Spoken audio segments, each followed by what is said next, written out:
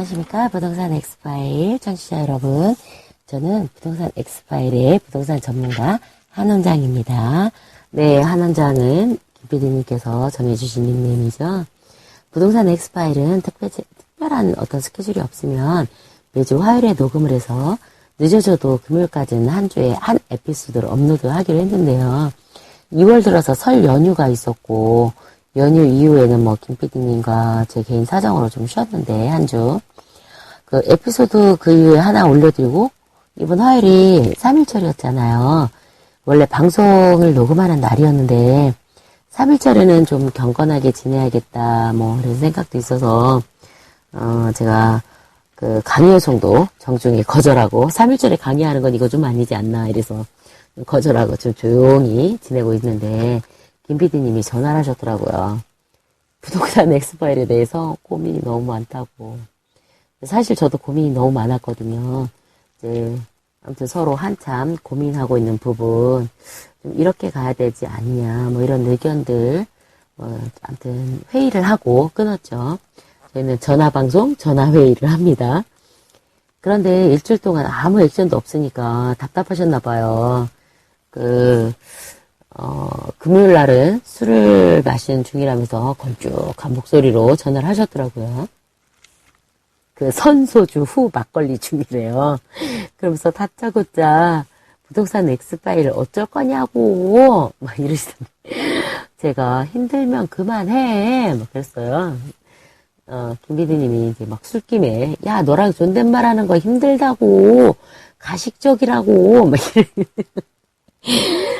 제가 사실 김PD님과 초등학교 동창이거든요. 작년 여름에 부동산 방송을 만들고 싶은데 의견이 어떠냐는 거예요. 전화를 했죠. 그때도. 주변에 중개사님들하고 얘기를 했는데 되게 다들 부정적이시더라. 그래서 제가 집안일도 볼 겸 얘기도 들어볼 겸 그래서 작년 7월 22일 날 그날 수요일이었는데요. 대전을 내려가서 만났죠. 쭉 이야기를 듣고 나쁘지 않다 얘기를 하고 그러면서 가부간에 답변을 안 하고 올라왔어요. 서울로 와서 아무 말도 안 하고 있었죠. 예, 방송을 만든 형태가 어떤 그런 방송을 만든 어떤 형식 그런 형식이 제가 생각할 때는 너무 복잡하고 불편한 거예요. 시스템적으로. 그래서 왜 방송 중에 제가 병원 다녀왔다 김PD님이 건강은 어떠냐 이런 거 좀 많이 물어보잖아요. 그때 제 건강이 좀 무리가 왔었거든요. 중간에 사연은 많았지만 생략하고 그러던 중에 우리 처음 부동산 엑스파일 소개 방송이 있었잖아요. 전화 방송이라는 기발한 아이디어를 낸 거예요. 그래서 제가 참 편안하게 할 수 있겠다. 아는 만큼만 말하면 되겠다. 그래서 가볍게 생각하고 시작을 했어요. 그런데 웬걸 던져지는 주제는 결코 가볍지 않았어요. 설 전에 전문가 그룹에 대한 이야기를 하다 보니까 사실 저도 자유롭지가 않구나. 좀 마음이 힘들었죠. 또 초기에 한 청취자님이 김PD님이 아직 부동산에 대해 배우시는 중이시잖아요. 이렇게 방송의 발전을 위해서 한 말씀 하신다고 이렇게 또 귀하게 말씀을 주셔서 제가 거기에 또 부응하느라고 말하는 칼럼을 했는데 김PD님한테 잘렸어요. 너 톤이 완전 달라. 너 생기가 없어. 이러면서. 아무튼 그래서 김PD님이 배워서 방송을 진행하는 데는 좀 무리가 있었던 게 사실이에요. 그랬는데 아무튼 제가 좀 액션이 더뎠다고 생각했는지 좀 답답했던 이 김PD님이 오늘 또 우리 부동산 엑스파일 내부 밴드가 있거든요. 3.1절 전화회의와 취중회의를 종합적으로 해서 우리 앞으로 부동산 엑스파일의 진행 방향에 대해서 정리를 해서 1, 2, 3, 4, 5 이렇게 정리해서 올리셨더라고요. 그래서 제가 술 깼니? 그랬더니 이제 행동으로 보여줘. 이제 행동할 일만 남았어. 이러는데 아무튼 결론적으로는 김PD님이나 저나 저희들이 가진 역량이 좀 어떤 작고 어떤 또 많은 사회의 많은 부분, 삶의 많은 부분 중에 지극히 작은 한 부분이지만 또 우리가 아는 것들이 또 우리가 할 수 있는 것들이 사회에 좀 기여할 수 있다면 좀 지속적으로 다가가면서 좀 발전을 시켜보자는데 의견을 모았습니다. 앞으로는 뭐 부동산 분야의 세부 영역 어떤 전문가들을 더 모셔서 전화로 의견을 들거나 아니면 제가 직접 찾아가서 또는 김PD님이 직접 찾아가서 만나서 그분들의 어떤 현장의 의견도 듣는 방향을 모색하고 있습니다. 뭐 부동산 엑스파일의 탄생이나 뭐 방송 제작 어떤 비하인드 스토리가 참 재밌는 부분이 많은데요. 뭐 오늘 여기까지 하고 오늘 방송의 원래 주제는 그 부동산 투자로 노예되는 방법을 소개해드리려고 해요. 이게 제가 그 재개발 관련 어떤 컨설팅을 하다가 그 건설 관리 업체들 있잖아요. CM 업체들. 그쪽에 한 담당자를 만났는데 몇 번 만나다가 이 최신 기종 휴대폰으로 바꾼 거예요. 그래서 제가 새 거고 최신 사양에 막 놀라움을 경의를 표하고 환호했더니 이분이 그래봤자 2년 노예폰이라고 저희 이제 2년간 노예예요 이러시는 거예요. 근데 그 말이 너무 이해가 됐어요. 근데 갑자기 그 생각이 오늘 들면서 부동산도 잘못 투자하면 이렇게 노예의 삶처럼 아니 이 폰이 노예가 아니라 우리가 또 정말 노예들도 있잖아요. 예전에 그 노예의 삶처럼 자유를 잃어버리고 어떤 마음의 여유를 잃어버린다는 의미로 좀 과격하게 부동산 투자로 노예되기라는 주제를 선정했어요. 이 노예가 될 수 있는 첫 번째 전략은요. 월세 보증금으로 빌라 투자하기예요. 월세 보증금만으로 입주할 수 있다는 빌라 분양한 거 많이 보셨죠? 그 국민주택 규모라서 무주택자들의 어떤 취득세가 면제된다고 해도 월세 보증금 1,000만 원, 2,000만 원, 뭐 이런 걸로 집을 사면요. 나중에는 뭐 하겠어요. 나중에 나머지 돈은 대출이잖아요. 월세 삶을 청산하고 싶어서 집을 샀는데 지금 내는 월세보다 더 많은 월세를 내야 하는 모순이 발생하는 거예요. 물론 이자만 낼 때는 그렇지 않겠지만 이게 원금까지 분할 상환하고 뭐 이러면 정말 이런 모순이 발생하는 거예요. 그래도 이게 어떻게 절약해서 내 집이라서 허리띠 졸라매고 살아보면 진짜 내 집이 되지 않나 이래서 살아보려고 하는데 그게 이제 정상적인 삶을 허락하지 않게 되는 거예요. 오래된 이야기이긴 한데요. 제 친구 부부가 서울에서 반지하 전세를 살다가 아이 둘 낳고 인천 효성동에 있는 13평짜리 빌라를 샀어요. 제가 기억하기로 그 친구가 1,500만 원짜리 반지하 전세를 살았는데 제법 넓었어요. 주택 전세를 살았는데 근데 4,000만 원이에요, 빌라가. 그래서 2,500만 원을 대출을 받은 거죠. 또 서울까지 출퇴근을 해야 되니까 그때 당시에 티코를 샀어요.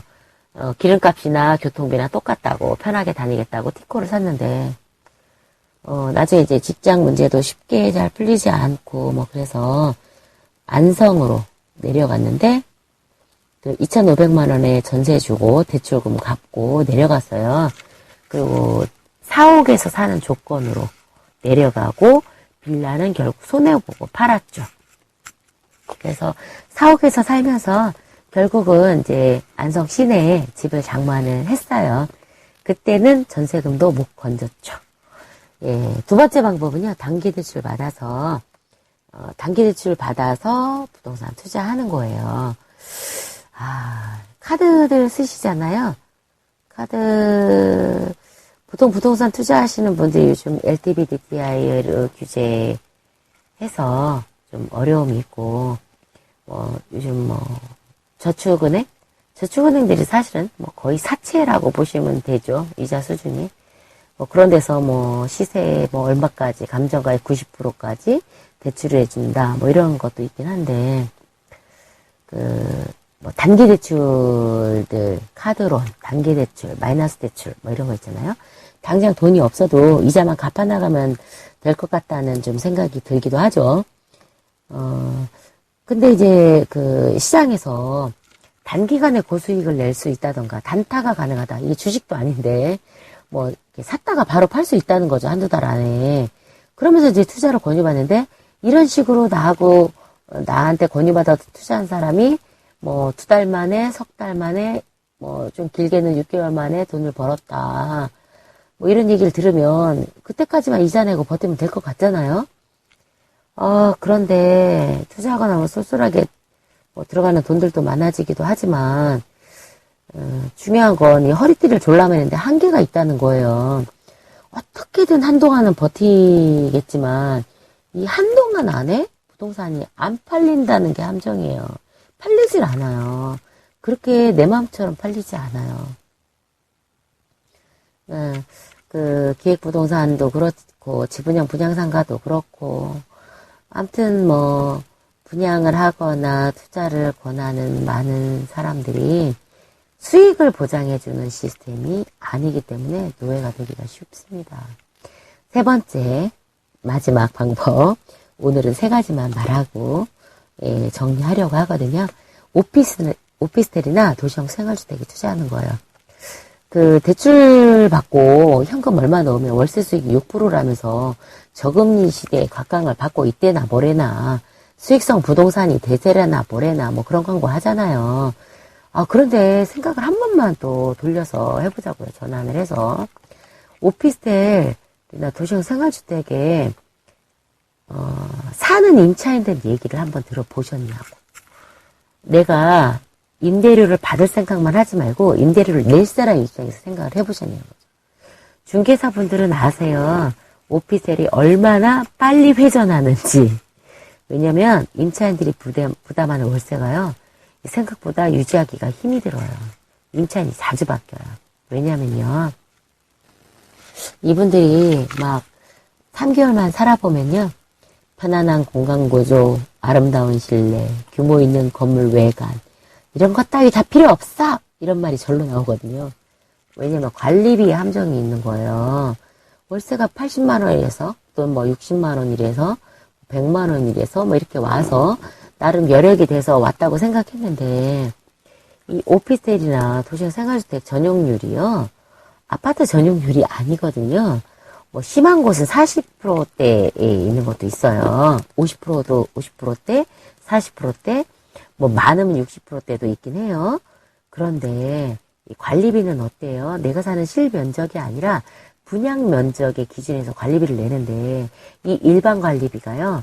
우리가 뭐 8평짜리, 10평짜리 살았다, 실평수 그렇게 살았다 하면요. 작게는 한 10만 원 안팎, 많게는 20만 원 안팎까지 나와요. 게다가 차량이 있잖아요. 월 주차비를요. 별도로 내야 하는 경우도 있어요. 도시형 생활주택은 주차비를 내도 주차할 데가 없는 곳도 물론 있죠. 그러니까 임차인 입장에서 보면 관리비가 돈 먹는 하마가 따로 없는 거예요.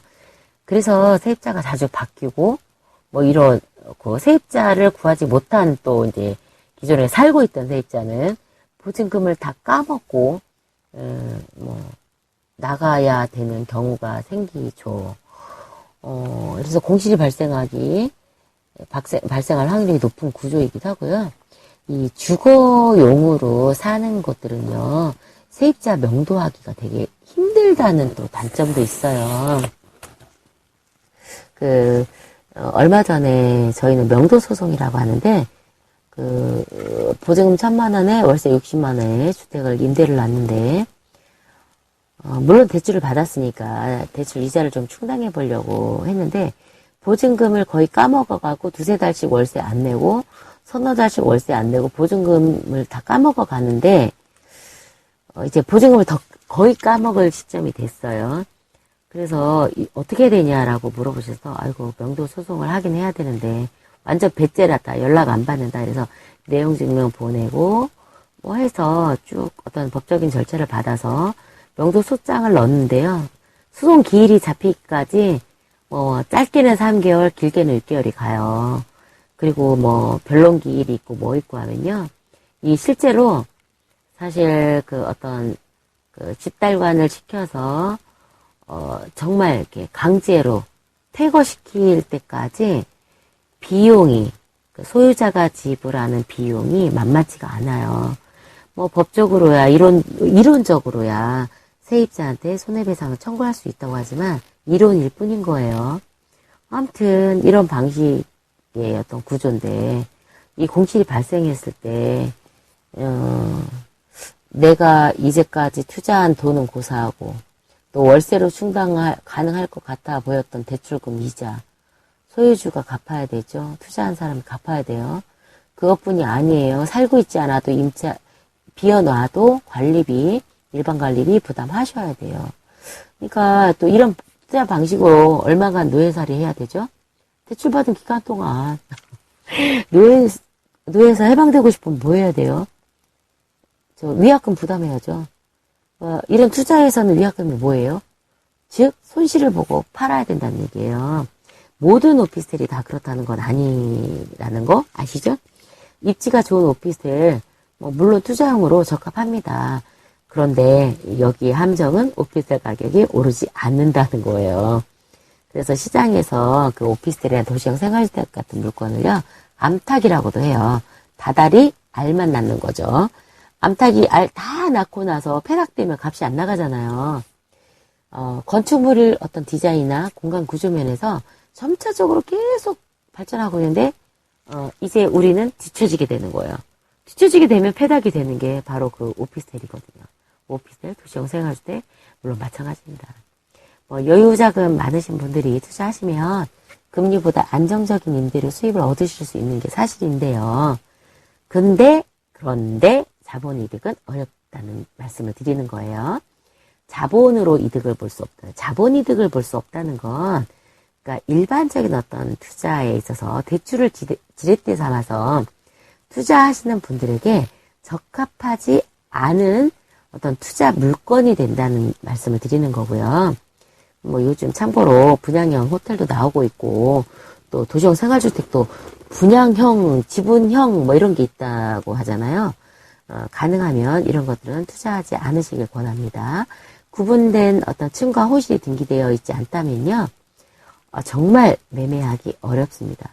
이건 토지에 공유 지분하고 똑같은 거, 지분권하고 똑같은 거예요. 그러니까 정확히 구획이 되어 있지 않아요. 필지분할 별도로 하지 않는 한 어려운데, 이거 이렇게 지분형으로 되어 있는 수많은 민원이 있는 이런 것들은 더군다나 분양형 호텔 지분 등기 안 돼 있어요. 어려워요. 이런 것들은 투자를 정말 한번 투자하시면 노예가 안 되려면 버려야죠. 네, 족쇄를 버려야죠. 네, 오늘은 좀 다소 과격한 제목 부동산 투자로 노예되기를 알아봤고요. 가능하면 다음 방송부터는 그 다음 주제를 미리 공지해 드릴 수 있도록 좀 회의를 거쳐서 또 그렇게 해보도록 하겠습니다. 네, 다양한 각도에서 부동산과 관련한 유익한 판단의 기초를 제공해 드리는 부동산 엑스파일이 되겠습니다. 네, 부동산 엑스파일 청취자 여러분 편안한 밤 되세요. 감사합니다.